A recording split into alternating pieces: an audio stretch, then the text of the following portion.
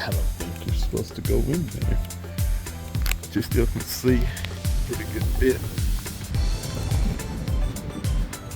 from the doorway. Pretty cool.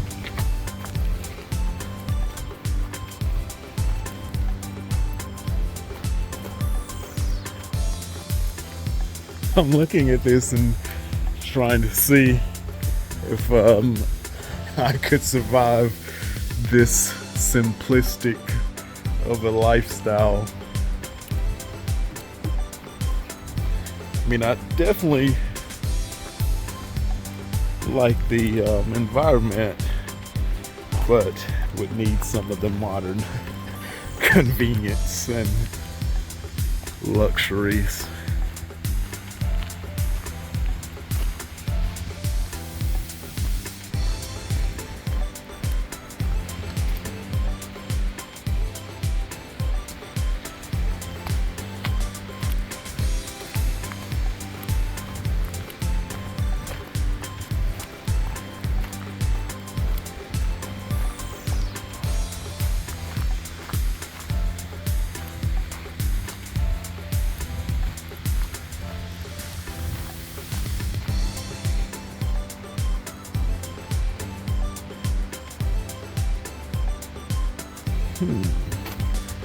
Blacksmith shop.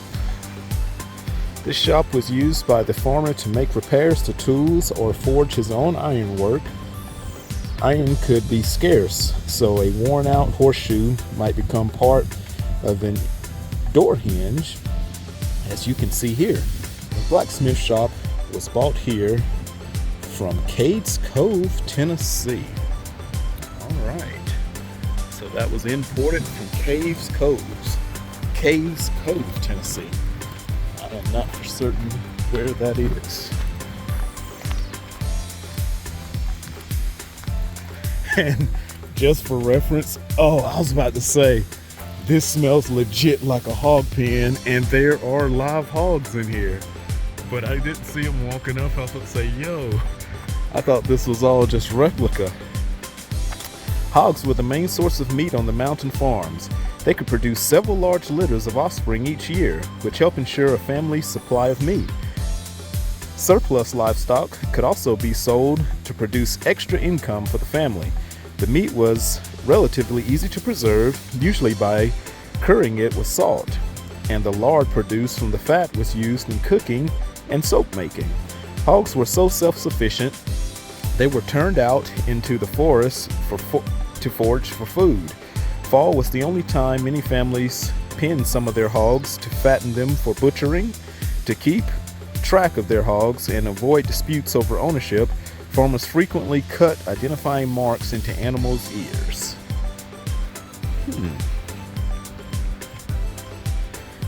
And yes, it smells like a legit hog farm, but only when you get relatively close to that area.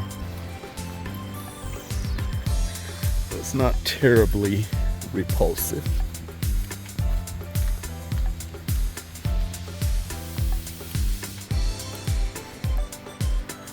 Bob was here. Bob visited Great Smoky Mountains National Park and especially enjoyed these historic buildings. He liked them so much he wrote his name on the wall of the barn. He did not seem to care that these prehistoric structures are protected by law as a part of national heritage, just like the Statue of Liberty. By writing his name, Bob committed a crime. A visitor reported his vandalism to the park ranger, who gave Bob a ticket. He paid a $100 fine. In his case, if his case had gone to court, he could have been fined up to $5,000 and 6 months in jail. If you wish to leave your mark on the park, please do it in a positive way by helping to protect and preserve the natural historic resources. I 100% agree. Shame on you, Bob.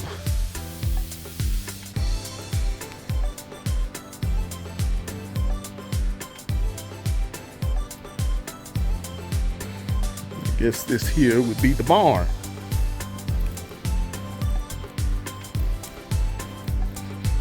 There's no wagon.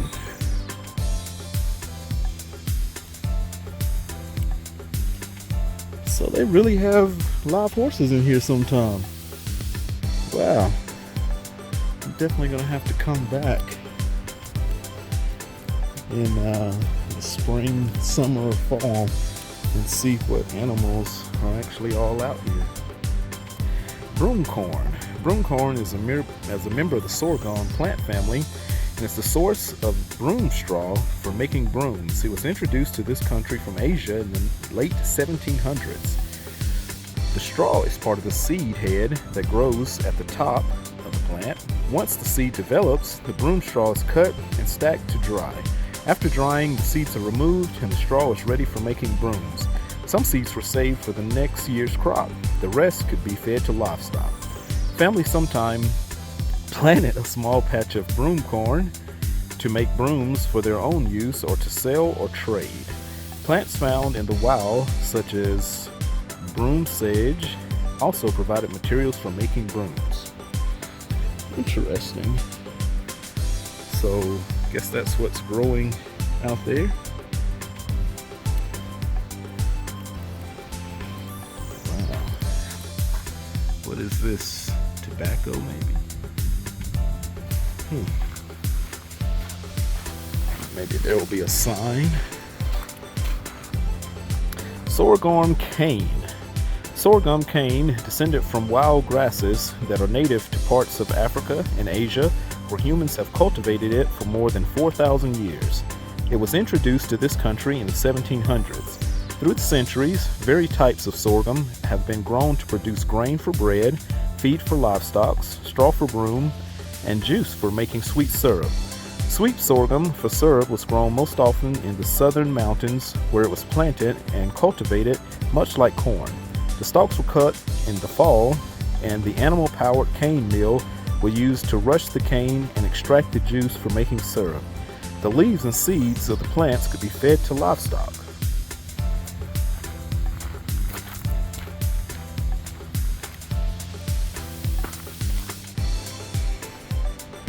Corn cribs house the family's most important crop. Corn fed humans and livestock. Families consumed it both fresh and as cornmeal cooked in dishes such as mush and cornbread. After allowing corn to dry on the stalk, farmers stored it on the cob. The crib provided protection against weather and large animals. Almost every farm had a corn crib. Some combined a crib and a gear shed. The farmers also stored tools and implements. Both cribs are from the Deep Creek, North Carolina area. Okay, we came through there. These photos show both their original locations.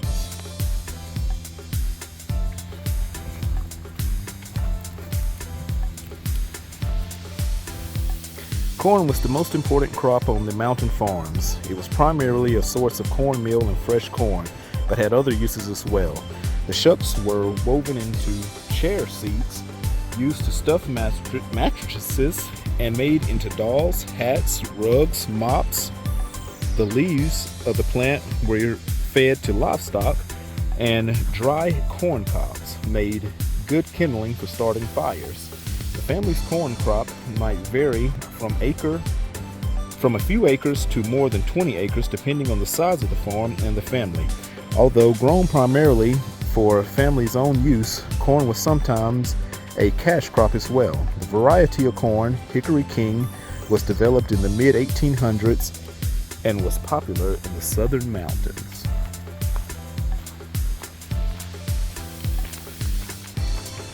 Park ranger there.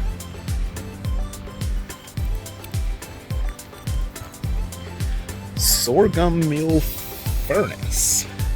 Sorghum cane crop on many mountain farms was used to produce sorghum molasses. The cane was fed between the rollers of the animal-powered cane mill, which squeezed out the juice. The juice was then boiled over the furnace until it turned into a thick, dark, stringy molasses. 10 gallons of juice yielded about 1 gallon of molasses. Long sweetening, as it was called, was used in dozens of recipes as syrup. Farmers used mules or oxen to power the sorghum mills. This seems to be the apple house. For mountains families, apples were a staple, eaten raw and used to make cider, vinegar, applesauce, apple butter, and pies.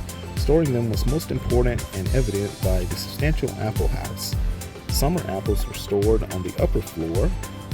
Hardier winter apples were put on the ground floor bins. Earth and stick stone walls provided insulation from the cold and heat.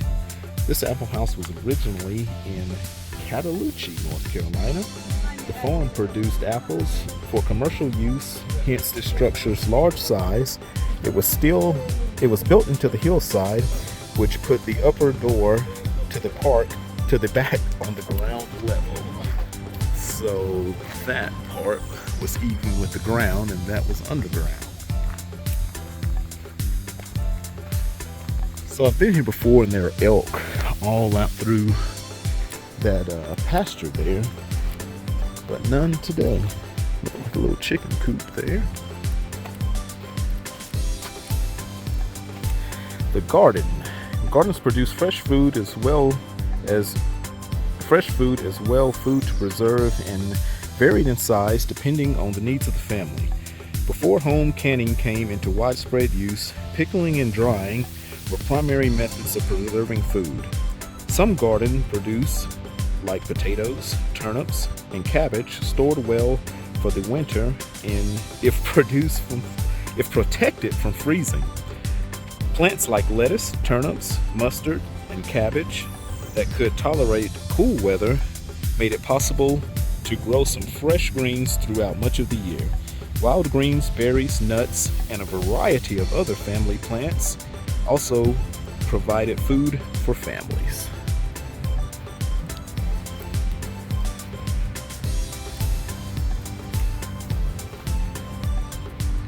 I think that's the outhouse.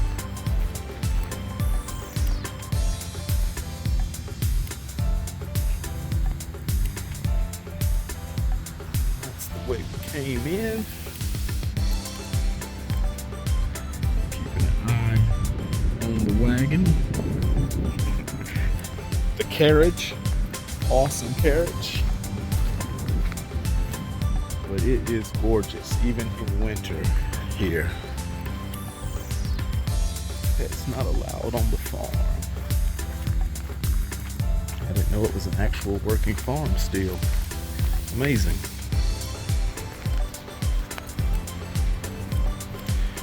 Just some practical information on the way out, because this is about an hour from Asheville, taking the scenic route, so you will no doubt be in need of facilities for a restroom break.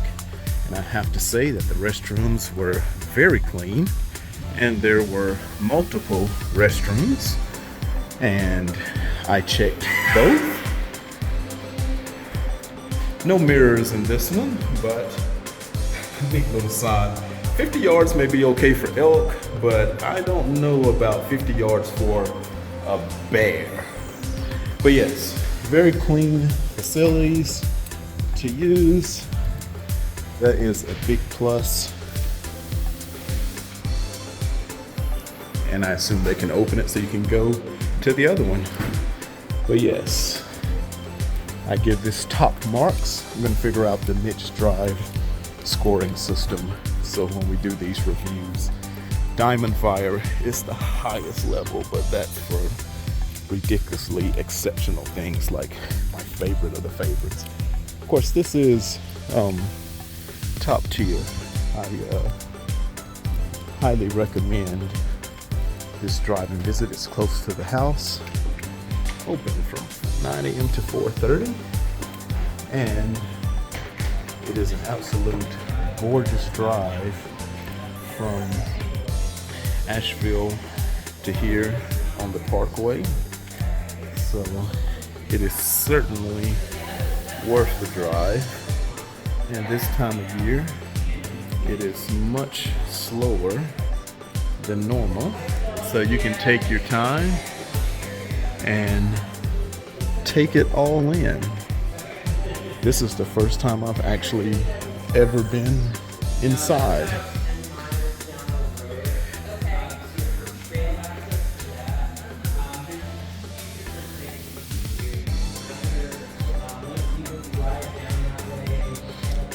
Wow, that's pretty cool. Which reminds me, I need to be getting a passport. Like, how am I going without a passport all this time? Voices of the Smokies.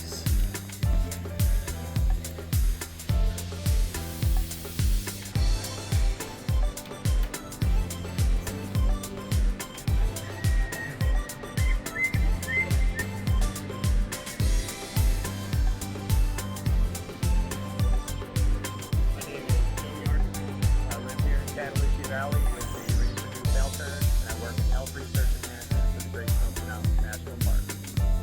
Prior to the arrival of Europeans to the continent, elk were native to almost all of North America, particularly southern Appalachia.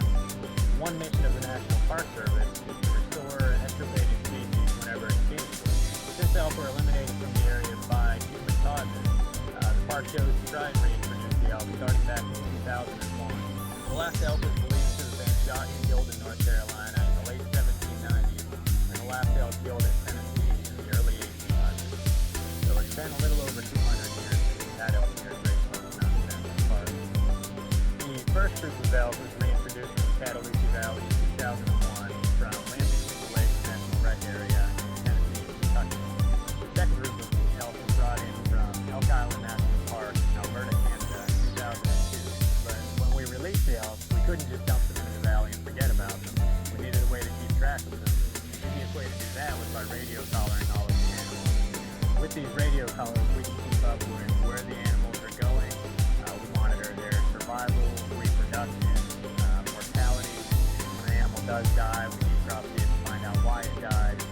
We get a lot of information just by radio collaring.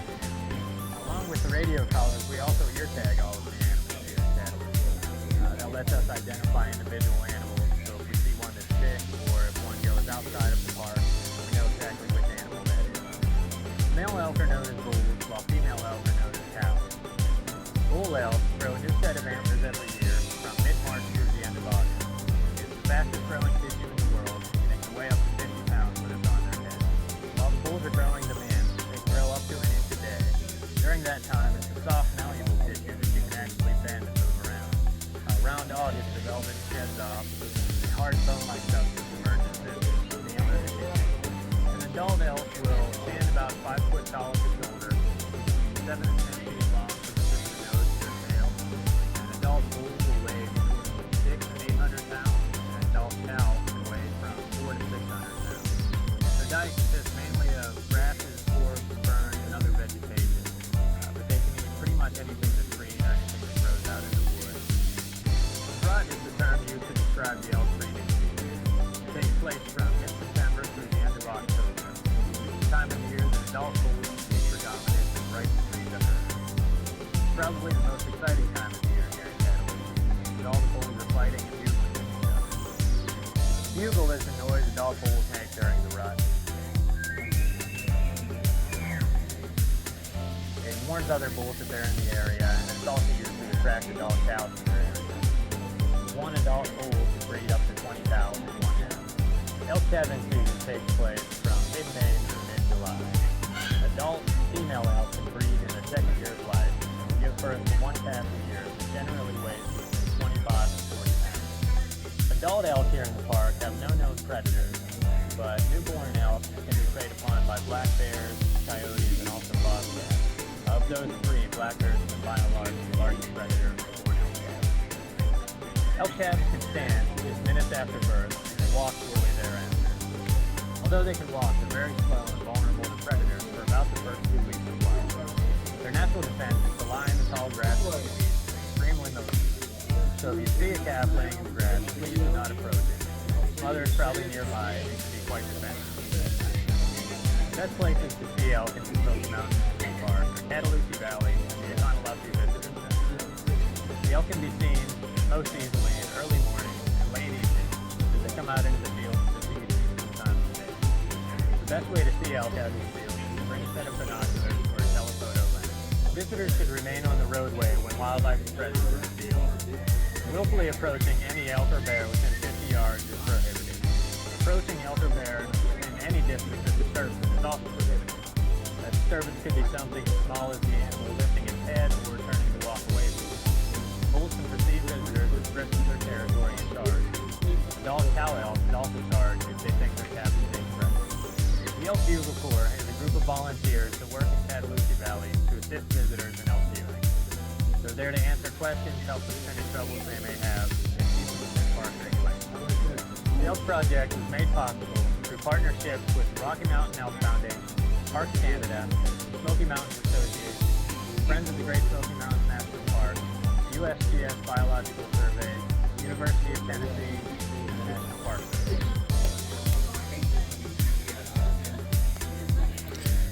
Very good narrating there. I'm gonna have to work on my reading skills.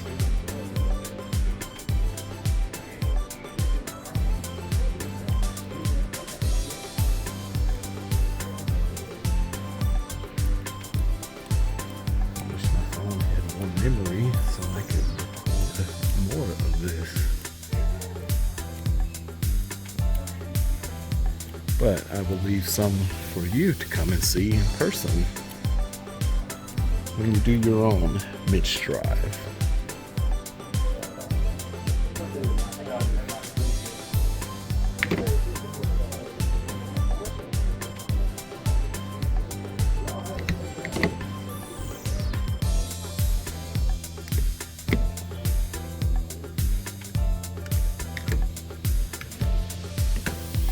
That's pretty cool.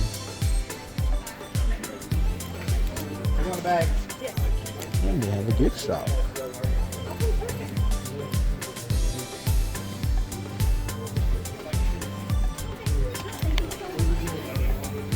So this is the Great Smoky Mountains Visitor Center. The Great Smoky Mountains Park is a little on up the road there. But that will be for another day. So thank you for watching the Mitch Drives to the Great Smoky Mountain National Park entrance and visitor center. Gonna head back. The sun has came out. It was a rainy day in Asheville. Thank you for watching Mitch Drive. Please like and subscribe if you found this entertaining. Have a great day.